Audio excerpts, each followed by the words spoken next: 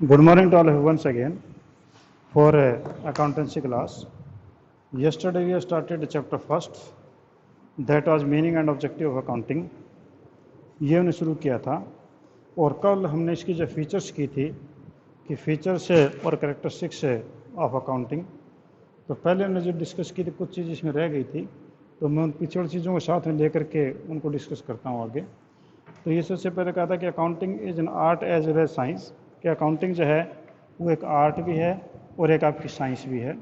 तो आर्ट का मतलब होता है कि to do a job in a different manner, यानी एक काम को किसी अलग तरीके से करना, वो उसकी आर्ट कहलाती है।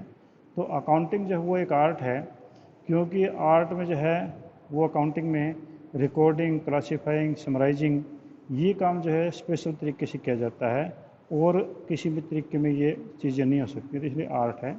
ठीक है। और ये साइंस भी है। साइंस में जो है वो आपके प्रिंसिपल्स होते हैं। तो यहाँ पर भी आपके अकाउंटिंग में भी आपके कुछ प्रिंसिपल्स हैं जो हम अगले चैप्टर में पढ़ेंगे। तो इसका मतलब ये बेस्ड ऑन प्रिंसिपल्स है, सिद्धांतों पर आधारित है। तो ये हम कह सकते हैं कि accounting is an art as well as science. पहली फीचर तो ये थी। Second, recording of financial transactions only means only financial transaction, ऐसे ट्रांजेक्शन जिनका कोई पैसे से मतलब है वही आप है, यानी फाइनेंशियल नेचर के, जैसे एसेट या लायबिलिटीज़ इंक्रीज या डिक्रीज होती हों, उसको हम रिकॉर्ड करते हैं, बाकियों को हम रिकॉर्ड नहीं करते हैं। कि जिस प्रकार से मान लो if there is an quarrel between two managers, तो हम उसकी एंट्री नहीं कर सकते, क्योंकि दो मैनेजर के बीच में लड़ाई हो गई तो उसकी एंट्री नहीं कर पाएंगे। तो उसकी एंट्री नहीं करेंगे क्योंकि फाइनेंशियल नेचर की नहीं है। थर्ड था recording in term of money, कि आपके फाइनेंशियल नेचर की तो कोई चीज़ है, but that must be also measurement in term of money. If that is not measured in term of money then it is not possible. For example, अगर आपने जो है 10 चेयर्स 20 टेबल्स खरीदी, पर उसका कोई आपने मॉनेटरी नहीं है, उस पैसे में नहीं है, कि मान लो कि किसी ने आपको दान में दे दी 20 चेयर और 10 कुर्सियाँ, ठीक है, तो उसकी एंट्री नहीं हो सकती क्योंकि उसका मॉनेटरी टर्म नहीं है। अगर मॉनेटरी टर्म होता कि इतने रुपए की, तो हम उसको एंट्री करते, वरना तो हम एंट्री नहीं कर पाते। नेक्स्ट आपका था क्लासीफाइंग। क्लासीफाइंग, आप जो लेजर बनाते हैं वो लेजर का मतलब ही क्लासीफाइंग होता है। ठीक है। तो ये जो है उसका क्लासीफाइंग कहलाता है। और नेक्स्ट आपका समराइजिंग। समराइजिंग में किसी बात को छोटे छोटा करके बोलना, वो समराइजिंग कहलाता है। इतने सारे ट्रांजेक्शन होते पूरे साल में, और लास्ट डे पे 31 मार्च को जब हम अकाउंट प्रिपेयर करते हैं तो only one figure is there, या तो आपकी एक प्रॉफिट एंड लॉस की फिगर निकलेगी पूरे साल का रिजल्ट लास्ट, या आपका बैलेंस शीट की एसेट या लायबिलिटी का टोटल मिलेगा जो बराबर होगा। यानी आप इतने सारे कॉपीज, इतने सारे रजिस्टर्स भरेंगे, उसके बाद लास्ट में रिजल्ट आता है वो केवल एक वर्ड में या एक डिजिट में आता है। तो यानी समराइजिंग जो इस तरीके से ये होता है। अब इसमें जो है हम जो समराइजिंग का तरीका है, हम इसको बोलते हैं प्रोसेस ऑफ अकाउंटिंग या अकाउंटिंग साइकिल। ठीक है। तो आपका समराइजिंग का जो तरीका है उसको हम बोलेंगे प्रोसेस ऑफ अकाउंटिंग या accounting cycle. Accounting cycle. Accounting cycle जो है वो कैसा होता है, आप यूं करके एक अगर पहिया बनाएं, ये आपका अकाउंटिंग साइकिल है। ठीक है, एक साइकिल है। अब इसमें आप कहीं से ये नहीं कह सकते कहाँ से शुरू हुआ कहाँ से ख़त्म हुआ। ठीक है। तो ये पूरा साइकिल पूरा हो गया, एक पहिया पूरा हो गया, एक चक्र पूरा हो गया। तो इसमें सबसे पहले हमारा जो स्टार्ट होता है वो स्टार्ट होता है जी आपका ट्रांजेक्शन से। सबसे पहले स्टार्ट होता है आपका ट्रांजेक्शन से। तो ट्रांजेक्शन के बाद में नेक्स्ट जो आपके पास से बनता है ट्रांजेक्शन के बाद में, वो आपका बनता है जर्नल। जर्नल या जर्नल के बजाय आपकी सब्सिडरी बुक्स होती हैं। कौन कौन सी होती हैं? Purchase book, purchase book, sale book, purchase return book, share return book, BP book, BR book, ठीक है, और कैश बुक। ठीक है। या जर्नल प्रॉपर बोल दें, जर्नल प्रॉपर। ठीक है। या तो जर्नल में एंट्री होंगी या इनमें किसी एक बुक में एंट्री होगी। ठीक है। तो यानी जर्नल के अंदर एंट्री कर दो। अगर छोटे ऑर्गेनाइजेशन है तो जर्नल में एंट्री होंगी, बड़े ऑर्गेनाइजेशन हैं तो फिर आपकी इनकी बजाय इनमें एंट्री होंगी, जो बाकी बचेगी इसमें हो जाएगी। ठीक है जी। तो पहला आपका हुआ ट्रांजेक्शन, दूसरा आपका हुआ जर्नल या सब्सिडरी बुक, तीसरा आपके इसमें लेजर, लेजर बनाना। या लेजर का मतलब क्लासीफाइंग मैंने आपको बताया था, लेजर बनेगा। लेजर के बाद में फिर आपके से बनता है जी ट्रायल बैलेंस, ट्रायल बैलेंस। ठीक है। और ट्रायल बैलेंस के बाद में आपका बनता है जी फाइनल अकाउंट, फाइनल अकाउंट। और फाइनल अकाउंट में क्या क्या होता है? फाइनल अकाउंट में होता है trading account, trading account, profit and loss account और आपकी बैलेंस शीट। ये चीज़ें जो हैं वो आपको क्या लगती है? Final account. ठीक है। यानी कुल मिलाकर के आप देखें तो आपका जो है कहाँ से शुरू हुआ? आपका सबसे पहले शुरू हुआ जी वो ट्रांजैक्शन से। तो ट्रांजैक्शन तो आपके पास में लाखों होंगे। ठीक है। लाखों ट्रांजैक्शंस को फिर आगे आप जर्नल के अंदर या जो सब्सिडरी बुक हैं 1 2 3 4 5 6 7 8, ठीक है, यानी जर्नल के छोटे बड़े भाई बहन हैं। या तो छोटा बिजनेस तो सारी एंट्रीज इसी में हो जाएंगी, और अगर बड़ा है तो इसमें इनमें भी मदद ली जा सकती है। इसके बाद में आपका लेजर होगा, लेजर के बाद में ट्रायल बैलेंस, ट्रायल बैलेंस के बाद में फाइनल अकाउंट। यानी पूरा साल खत्म होगा, दोबारा से फिर अगला साल शुरू, फिर वही ट्रांजेक्शन से आपका स्टार्टिंग हो जाएगी। ठीक है। तो ये जो है आपकी एक प्रकार से हम कहें कि इस प्रकार से पूरा का पूरा अकाउंटिंग साइकिल आपका पूरा हो जाता है। ठीक है। इसे हम बोलते हैं अकाउंटिंग साइकिल, या हम बोलेंगे इसे अकाउंटिंग प्रोसेस। ठीक है। तो कई बार 3 मार्क्स में आपका एक क्वेश्चन एग्जाम में आता भी है। Next is interpretation of results. ठीक है। कल ये 2 पॉइंट रह गए थे आपके, तो आपका नेक्स्ट है इंटरप्रिटेशन ऑफ रिजल्ट। इंटरप्रिटेशन का होता है व्याख्या करना। ठीक है। तो व्याख्या करने का मतलब हुआ कि अकाउंटिंग रिजल्ट जो बिजनेस के होते हैं वो इस प्रकार से जो है प्रेजेंट किए जाते हैं। वो आपका चाहे ट्रेडिंग अकाउंट में, चाहे प्रॉफिट एंड लॉस अकाउंट में, चाहे बैलेंस शीट में, चाहे तीनों मिला के इसमें प्रेजेंट किए जाते हैं। तो ताकि कोई भी देखने वाला, चाहे आपका बैंकर्स है, चाहे क्रेडिटर्स है, चाहे एम्प्लॉई है, चाहे आपका कोई भी प्रोपराइटर है, वो जो भी देखना चाहे तो इससे बिजनेस की पीएल से तो आपका प्रॉफिट एंड लॉस पता चल जाएगा, और बैलेंस शीट से आपके फाइनेंशियल पोजीशन का पता चल जाएगा। तो यानी ये चीज़ प्रिपेयर करना आपका इंटरप्रिटेशन कहलाता है। ठीक है। और लास्ट है कम्युनिकेटिंग। आपका कम्युनिकेटिंग का हुआ कि आप जो है जिन जिन लोगों को आपकी इन फाइनल अकाउंट से जरूरत होती है उनको आप वो दे सकते हैं। जैसे बैंक है, बैंक को आपके फाइनेंशियल डेटा से रिलेशन होता है कि वो जो है आपके डाटा देख करके आपको लोन दे सकता है। आपकी सरकार है, उसको आपसे इनकम टैक्स या जीएसटी कलेक्ट करना होता है तो उनको हम इसको दे सकते हैं। तो यानी ये आपकी 7 प्रकार की करेक्टरिस्टिक्स आपकी थी। ठीक है। तो आपका जो है यहाँ पर मैंने बताया कि अकाउंटिंग साइकिल इस प्रकार का होता है, और आपकी जो 7 प्रकार की फीचर्स या करेक्टरिस्टिक्स मैंने आपको बताई हैं। नेक्स्ट आपके पास है ऑब्जेक्टिव ऑफ अकाउंटिंग। ठीक है। क्योंकि आपके चैप्टर का मतलब ही क्या था? Meaning and objective accounting. तो हमने मीनिंग इसका समझ लिया, इसके जो फीचर्स हमने समझ ली। अब हम इसके ऑब्जेक्टिव हैं उनको हम देखेंगे। ठीक है। तो अकाउंटिंग के ऑब्जेक्टिव कौन कौन से हैं हम उसकी बात करें। काफ़ी आसान चैप्टर है, जिसने चैप्टर पीछे वाले आराम से पढ़े हैं उनको कोई दिक्कत इसमें नहीं आएगी। हाँ, जिसने पीछे वाले चैप्टर्स को ढंग से नहीं पढ़ा तो वहाँ उनको दिक्कतें आ सकती है। ठीक है। तो आपका ऑब्जेक्टिव ऑफ अकाउंटिंग कौन कौन से हैं?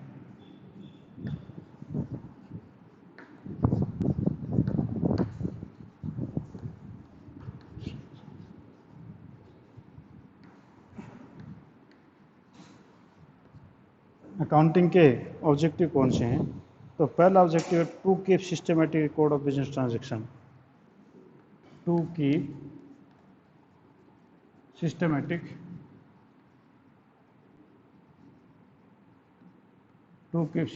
Record of transactions.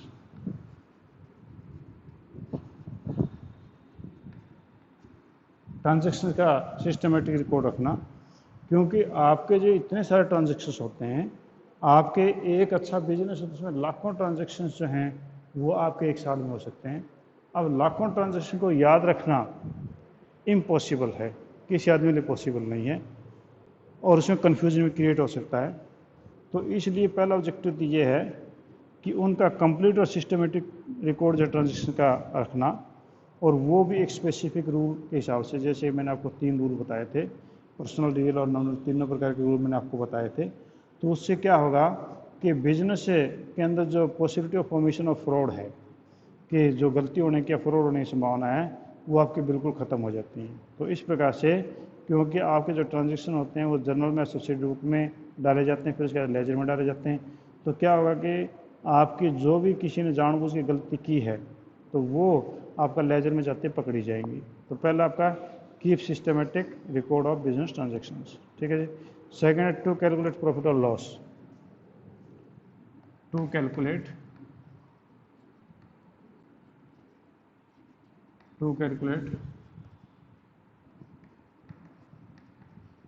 प्रॉफिट और लॉस। प्रॉफिट या लॉस है को कैलकुलेट करना, ये भी आपका काम होता है, ऑब्जेक्टिव होता है बिजनेस का। क्योंकि बिजनेस ट्रांजैक्शन इतने ज़्यादा होते हैं तो हमें ये पता नहीं चल पाता कि हमारे बिजनेस को प्रॉफिट हो रहा है, लॉस हो रहा है। तो हम कुछ समय के बाद में आपका फाइनल अकाउंट बनाते हैं, ट्रेडिंग अकाउंट बनाते हैं, ट्रेडिंग अकाउंट के बाद में प्रॉफिट एंड लॉस अकाउंट बनाते हैं। और प्रॉफिट एंड लॉस अकाउंट के अंदर जो है हम सारी साल की परचेज, सभी प्रकार के एक्सपेंस, सभी प्रकार की सेल और सभी प्रकार की इनकम उसके अंदर रखते हैं, और उनका फिर मैच करने के बाद में एक रिजल्ट आपके पास निकलता है, और वो रिजल्ट निकलता है कि आपका कितना प्रॉफिट है, कितना लॉस हुआ है। तो इस प्रकार से आप प्रॉफिट या लॉस कैलकुलेट कर सकते हैं, ठीक है। नेक्स्ट आपके पास है how to extract reason leading to net profit और net loss. To know the extract reason, to know extract reason of profit and loss. आपको प्रॉफिट या लॉस क्यों हुआ, इसका सही सही कारण जो है वो आप पता करेंगे। तो उसका पता भी जो आप बिजनेस से कि जो अकाउंटिंग वही बताएगी कि आपका एक्चुअल लॉस क्यों हुआ, ये एक्चुअली प्रॉफिट हुआ। तो उसमें एक मिनट बेटा होल्ड करना। हेलो, हाँ जी बोलिए। Good morning. जी मैडम बोलिए।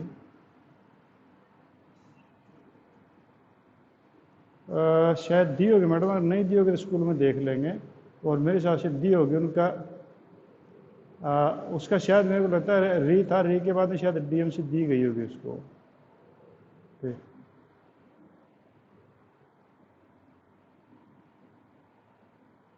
अच्छा अच्छा, चलो देखें मैडम, अगर नहीं तो मैं ढूंढूंगा स्कूल में, आप भी कोशिश करना अगर दिए तो, ठीक है। हाँ कुछ ऐसा था, हाँ रिजल्ट नहीं दिया था इसका, ये मेरे को ध्यान आ रहा है। वो फीस का कुछ रीजन था, उसके बाद डीएमसी शायद हैंड ओवर नहीं की क्या। मैं देखूँगा मैडम, मैं साइन हुए होंगे इनके, अगर दिए तो मैंने, ठीक है। और मैं आपको बता दूँगा, मैं बता दूँगा आपको, ठीक। ठीक है।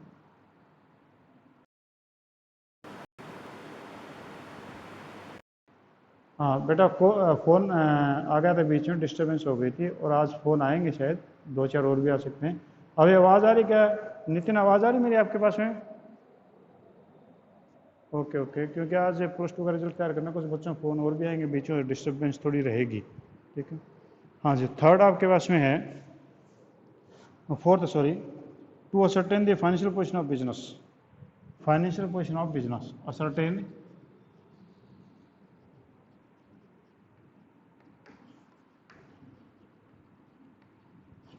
Financial position of business. Business की फाइनेंशियल पोजीशन को सर्टेन करना, निश्चित करना। तो आपका जो है फाइनेंशियल पोजीशन का मतलब आपके पास में टोटल एसेट कितनी, टोटल लायबिलिटी कितनी, उसको फाइंड आउट करना। तो टोटल एसेट और टोटल लायबिलिटी आपने देखा था अकाउंटिंग इक्वेशन में, कि एक साइड में टोटल एसेट होती है, एक साइड में टोटल लायबिलिटीज आपकी होती हैं। तो टोटल एसेट और टोटल लायबिलिटीज हम इससे फाइंड आउट कर सकते हैं, अकाउंटिंग से ही फाइंड आउट हो सकते हैं, वरना तो नहीं हो सकती हैं। नेक्स्ट ये करें कि ascertain the progress of business from year two year. Ascertain progress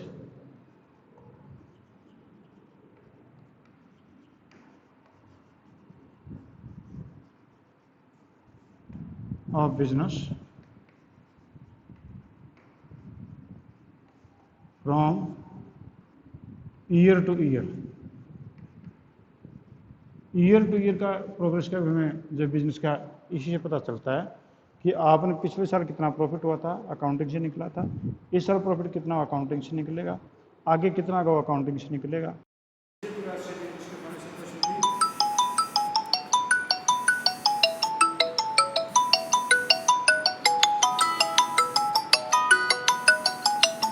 पता नहीं बीच में कॉल आ रही है।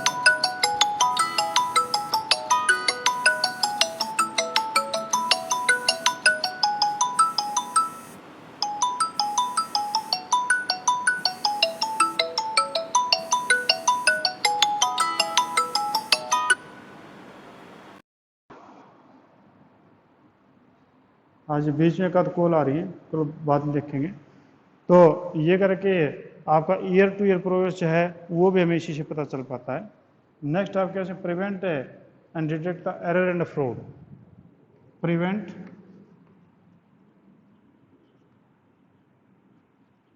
Error and fraud. एरर और फ्रॉड को जो प्रिवेंट है भी इसी से किया जा सकता है कि आपके जो एरर हैं या फ्रॉड हैं वो पकड़े जा सकते हैं अकाउंटिंग से ही, क्योंकि अगर आपका डबल एंट्री सिस्टम में अगर आपने कोई फ्रॉड करने की कोशिश की तो कहीं ना कहीं दूसरी जगह जरूर पकड़ा जाएगा, तो पकड़ा जा सकता है। Next, provide information to various parties. Provide information